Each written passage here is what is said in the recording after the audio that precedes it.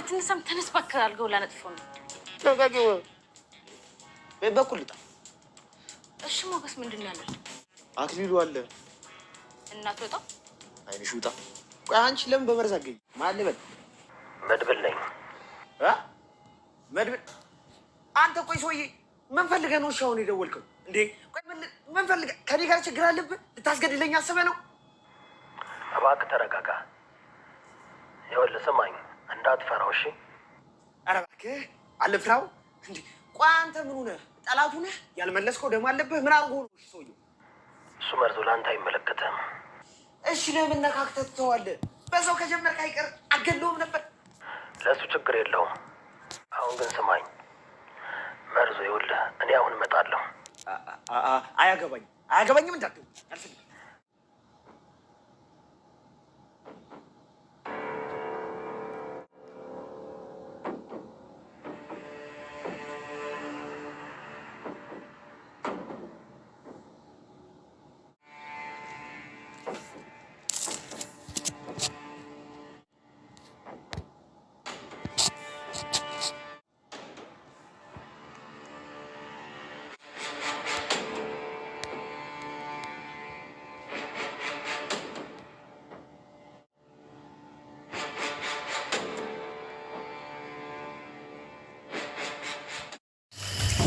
በመጨረሻ አክሊሉና መድብል እንግዲህ ፊት ለፊት ተገናኝተዋል ተዋውቀዋል ማለት ነው። ውድ ቤተሰቦቻችን እስካሁን የነበረው ከካሜራ ጀርባ ወይም ደግሞ በድብብቆሽ ነበረ።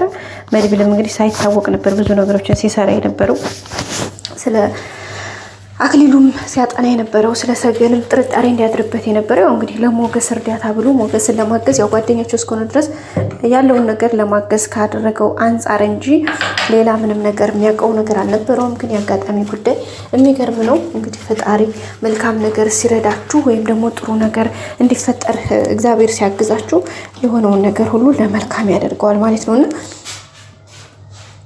በሚገርምና በሚደንቅ ሁኔታ እንግዲህ በድል ተጠናቋል። ያው መድብል እንግዲህ እንዳሰበው ባይሳኩለትም ግን ያው አክሊሉ ጋር ተዋውቀውም ነገሮችን ባጭሩ ተለያይተዋል ማለት ነው። መድብልም እንግዲህ ምንም አይነት ነገር ሳይደርስበት በሰላም ከዚህ ቤት ወጥቷል። እንግዲህ አክሊሉ ከተነሳ በኋላ ራሱን ካወቀ በኋላ መድብል እንግዲህ አይታችሁታል ሮሮውን ያነቀው። ከዛ በኋላ እንግዲህ የተፈጠረውን ነገር ምን እንደተፈጠረ ራሱ አያውቅም ነበር። በኋላ እንግዲህ መድብል እንትና መርዞ ደላላውና እና ኤፍራታ ናቸው እንግዲህ እነሱ ደግሞ እዲያቸውን በሉ። ቤቱንም አክሊሉ ያላቸው ሁኔታ እንዳለ ነው እንግዲህ በማያውቁት ሞገስና መድብል ተመካክረው በሰሩት ሴራ እንግዲህ እሱን አልተጠቂው ፈርቶት ነበረ። እንግዲህ የፈሩት ነገር የፈሩት ይደርሳል የጠሉት ይወርሳል ይላል ሀገሬ ሰው ሲተርትና እንግዲህ ፈርቶት ነበረ። እውነት ለመናገር አክሊሉን ታውቃላችሁ ከድሮ በጣም ነው የሚፈራው። ነገራችን ላይ አክሊሉን ብቻ ሳይሆን በጣም ነው የሚፈራው መርዞ ደላላው። እንደዚህ አይነት ነገሮችን ሪስክ መውሰድ አይፈልግም። በቃ ራፍሊ ነው እንጂ የሆነ ነገር ሲሆን በጣም ነው የሚደነግጠው። እንደዚህ ኮስታራ ጀግና ምናምን ወንድ አይደለምና እንግዲህ እንደውም ጀግና እያለ ለሚስቱ ብሎ እሷ እንዲያትታዘበው ብዙ ቀን ራሱን እንትን ሲል የነበረ ሰው ነው። እንደውም እንግዲህ በጣም በማይችለው ቤት ውስጥ ተኝቶ ውሎ በማታ እንግዲህ ከቤት ወጥቶ ለማምለጥ ሲሞክር አክሊሉ ተከታትሎ ይዞታል። አፉን አፍኖ አስገብቶታል። እንግዲህ ቀርመው መድብልም እንዳትነግረው ምንም እንዳትፈራው ምንም አይፈጠርም አብሽር ብሎታል። በዛ ሞገስም ደግሞ እንደምታውቀው እንዳትናገር በስራ ጉዳይ እንዳገኘው እንጂ ከዛ ውጪ ስለው ስሙንም ሆነ ማንነቱን እንደማታውቅ ተናገር ብሎታል። ግን አክሊሉ አይለቀውም። እንደ ድሮ ዝም ብሎ ሲወጣ ሲገባ እንደ ጨርቅ ኳስ ይዤልጥ የነበረ ሰው አሁን ደግሞ እንደዚህ አይነት ችግር ስቦ ሲያመጣበት አስባችሁታል። አክሊሉ በምን የመጀመሪያ በህይወቱ የሚፈራው ሰው ጋር ነው ዛሬ ፊት ለፊት የተጋጠመው። ስለዚህ ይሄ ደግሞ በጣም ከባድ ነው ለሱ። በቃ በህይወቱ የሚፈራው ሰው ጋር ነው አልኳችሁ በቃ በአጠቃላይና ስለዚህ ይሄ ደግሞ በጣም ከባድ ነው። ስለዚህ ከዚህ ሰው ጋር አምጥቶ አገናኝቶት ምን አይነት ስሜት ሊሰማው ይችላል? በጣም ከባድ ነው። እሱንም እንግዲህ አላቅም ያው መድብል ይደርስለታል ብዬ አሁንም ተስፋ አደርጋለሁ። ምክንያቱም ከሁሉ አግቶ ነው ድንገት ይዞት የገባው። እንግዲህ ወደ ውጭ ሄዷል ብለው እንዳይረሱት ነው የምፈራው። እንግዲህ ኤፍራታም የት ልትሄድ ነው ስትለው ልወጣ ነው ብሎ ነው የወጣው። ስለዚህ ከቤት ወጥቷል፣ ወደ ውጭ ሄዷል እንጂ እውነት አክሊሉ ይዞታል ብለው አያስቡም። ስለዚህ ታስሮ መቀጥቀጡ ነው፣ መደብደቡ ነው። ምክንያቱም ከየት ነው ያመጣኸው? እንዴት አመጣኸው? እንዴት ታስገድለኛለህ? እና ሌላ መሰል ጥያቄዎች ይቀርባሉ ማለት ነው ለእሱ።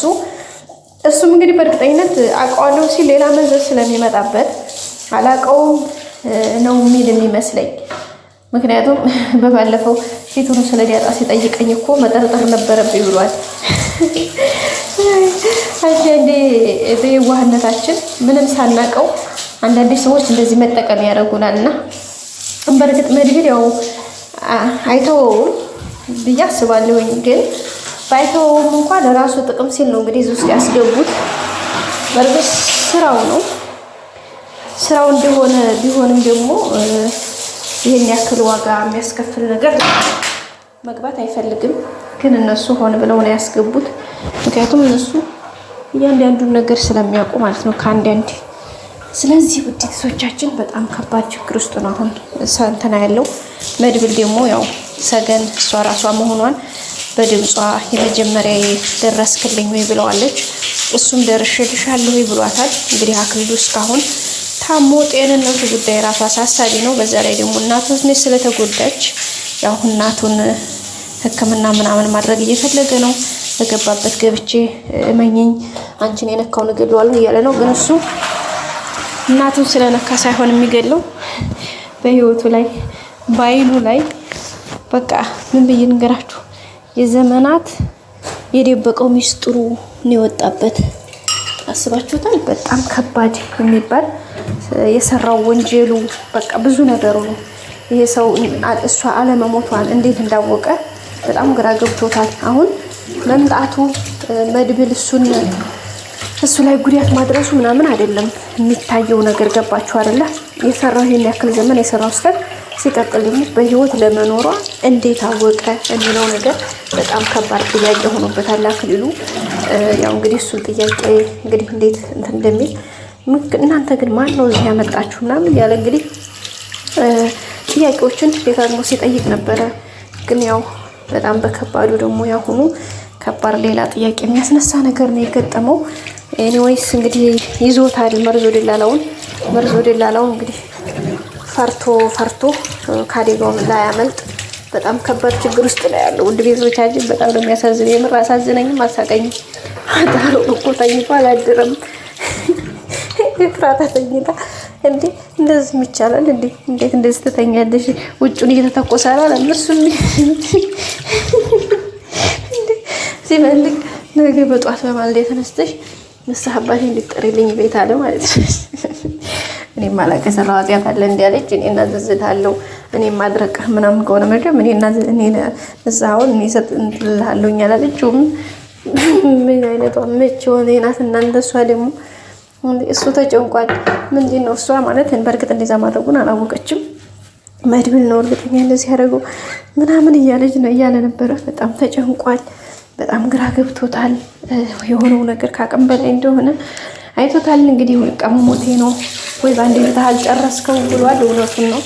ወይ ባንዴ ፍትህ አልጨረሰው ለእሱ አብሽር እያለው ነው። በቀጣይ እንግዲህ መድብል ሰገንን እንግዲህ እንደ ዛሬው ሁሉ ትልቅ ፊልም ያጠብቁ። አንድ ቀን እንግዲህ የራሱ እንደሚያረጋት እንግዲህ በቅፉ ይዟት እንደሚወጣ ተስፋ እናደርጋለን። ውድ ቤተሰቦቻችን ቀጣይ እስከምንገናኝ ሰላም ቆዩ። ላይክ አይረሳ። ወዳችኋለሁ። ባይ